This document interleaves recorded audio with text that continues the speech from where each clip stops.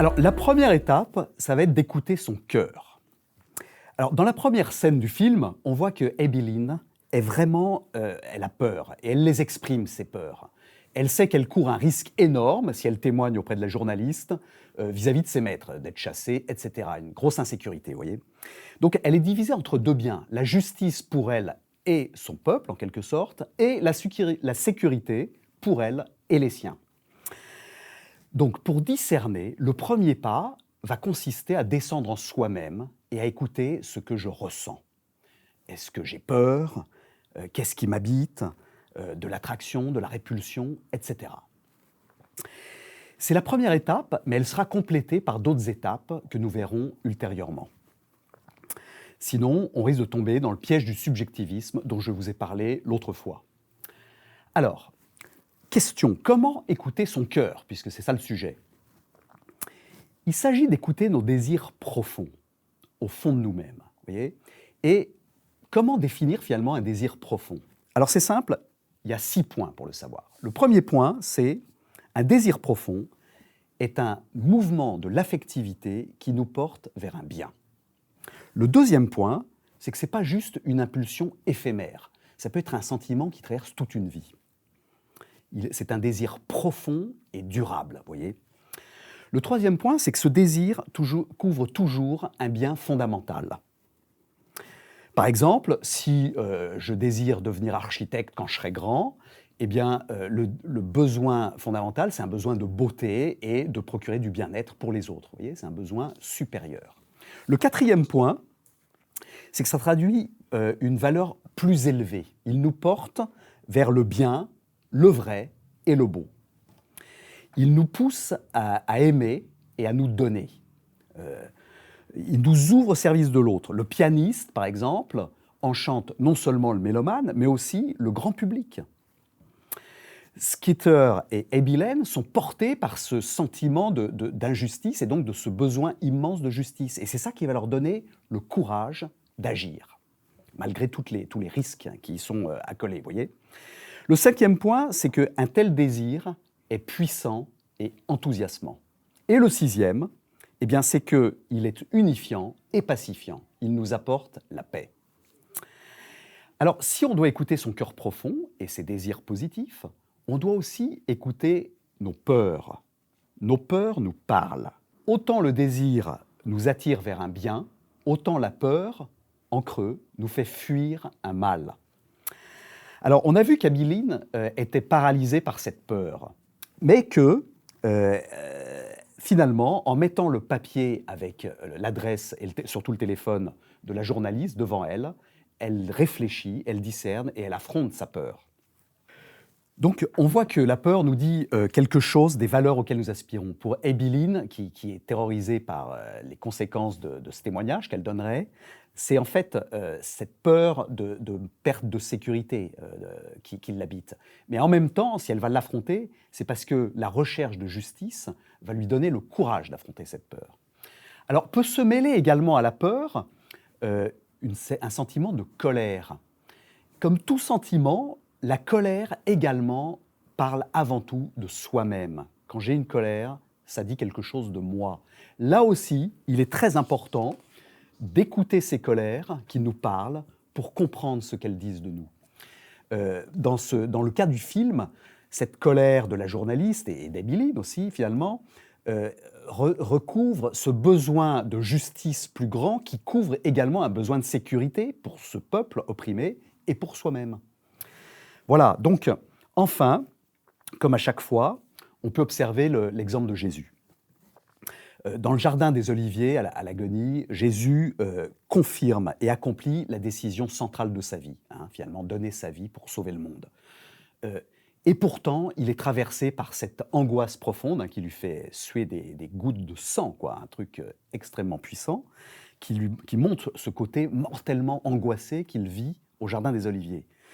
De l'autre côté, face à cette peur, il veut faire la volonté de son Père et accomplir la mission pour laquelle il est appelé.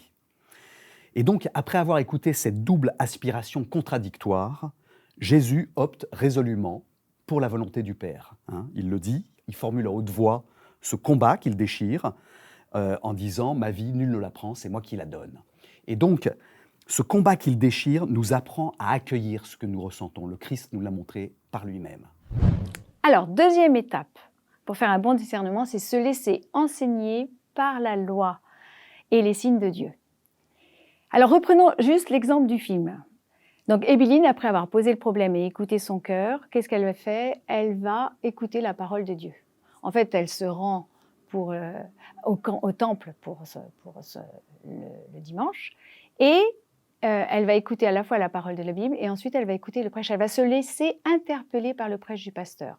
Elle va aussi se laisser toucher par le mouvement de l'Assemblée qui adhère largement à ce que le pasteur vient de partager sur ce que c'est que le courage et la justice.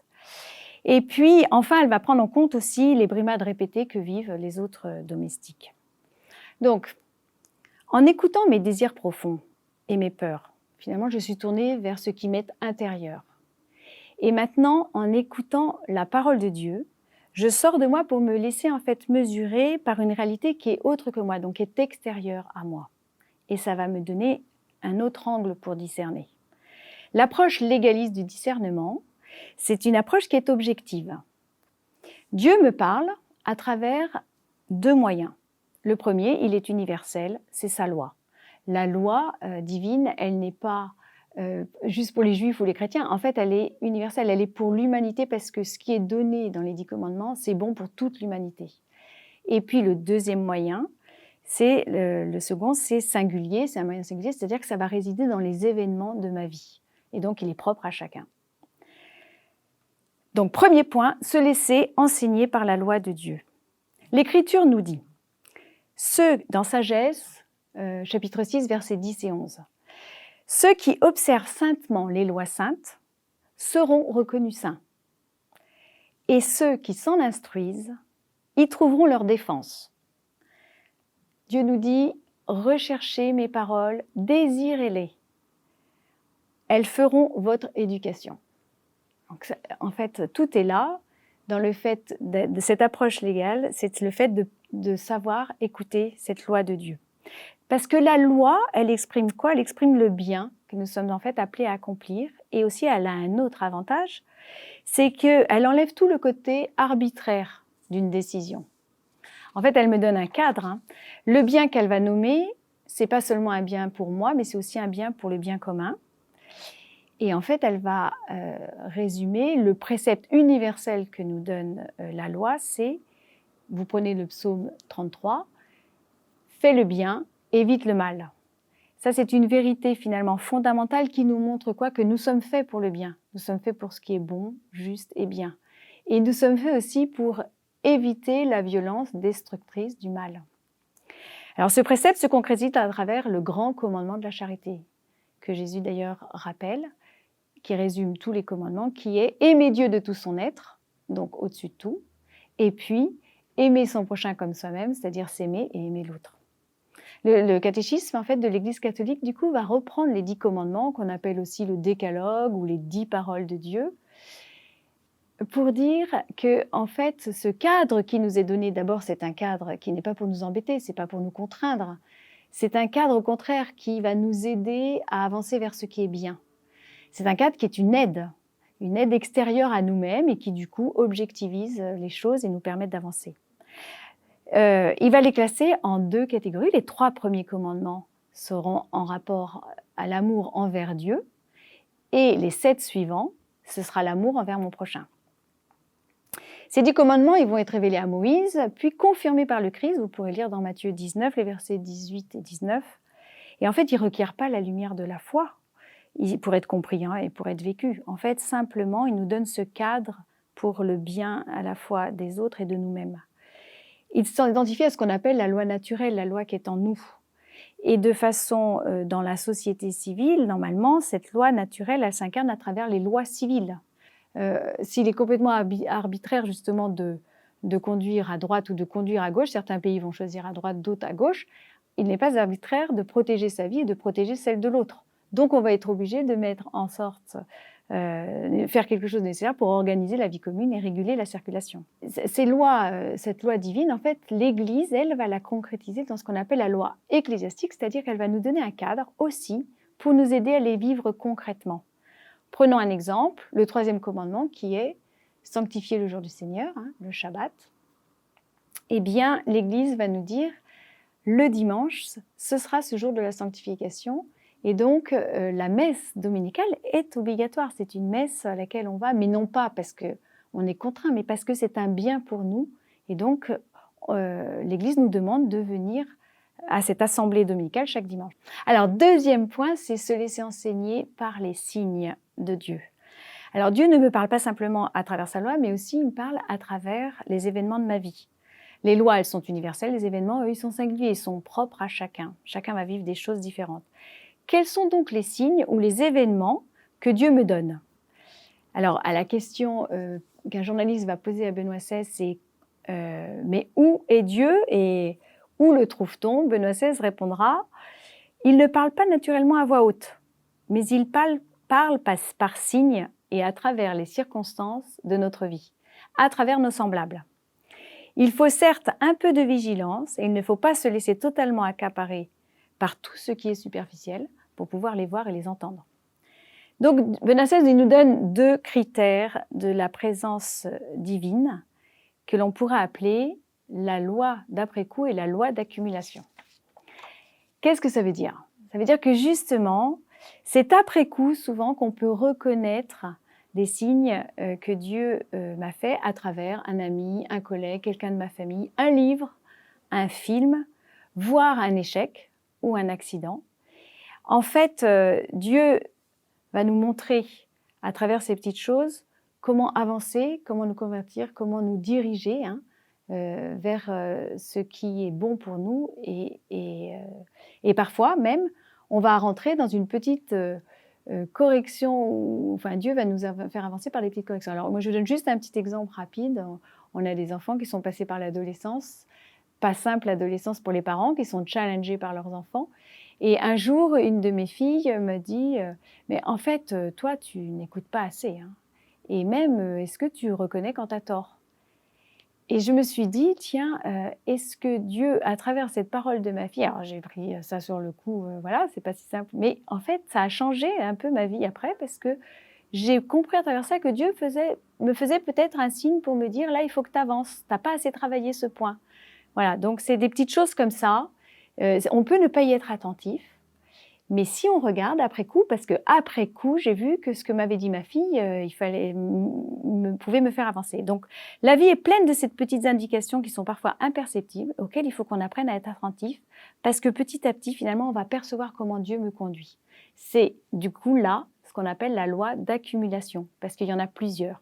Après coup, je regarde après coup ce qui s'est passé et ça m'enseigne. Accumulation, il y en a plusieurs, donc je vois que Dieu me conduit comme ça.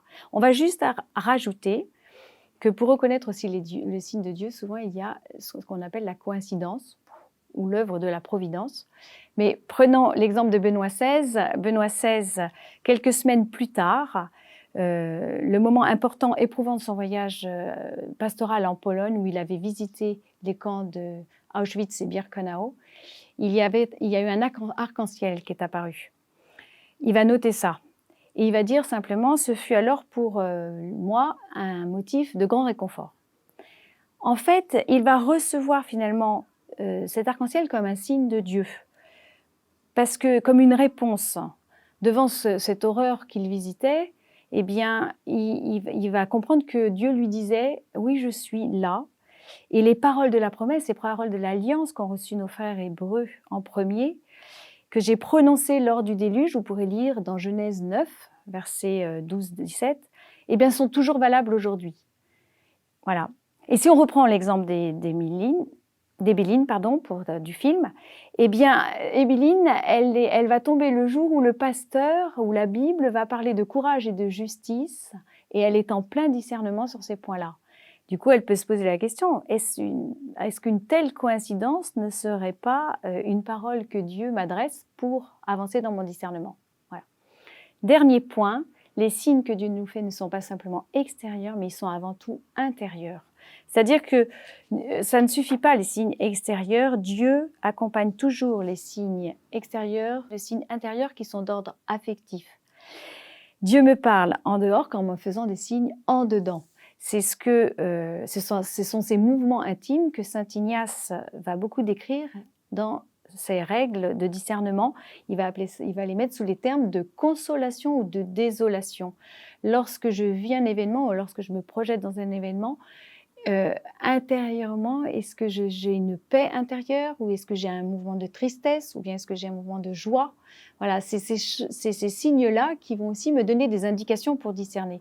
Je prends un exemple de la vocation. Quand on s'engage dans un discernement de vocation, eh bien, on peut être attentif à ces signes-là. Moi, je sais que quand je me suis engagée avec Benoît pour avancer vers la voie du mariage, eh bien, je me suis appuyée. Bien sûr, tout n'était pas parfait. Le mariage, c'est une aventure. On ne sait jamais comment les choses peuvent avancer. Mais au fur et à mesure de la connaissance de Benoît, en fait, je voyais que je grandissais en paix intérieure. Ça a été pour moi un signe aussi de continuer d'avancer. Voilà. Donc, consolation, désolation, hein, cette paix intérieure, cette tristesse qui peut nous donner des indications. Benoît XVI, reprenons-le.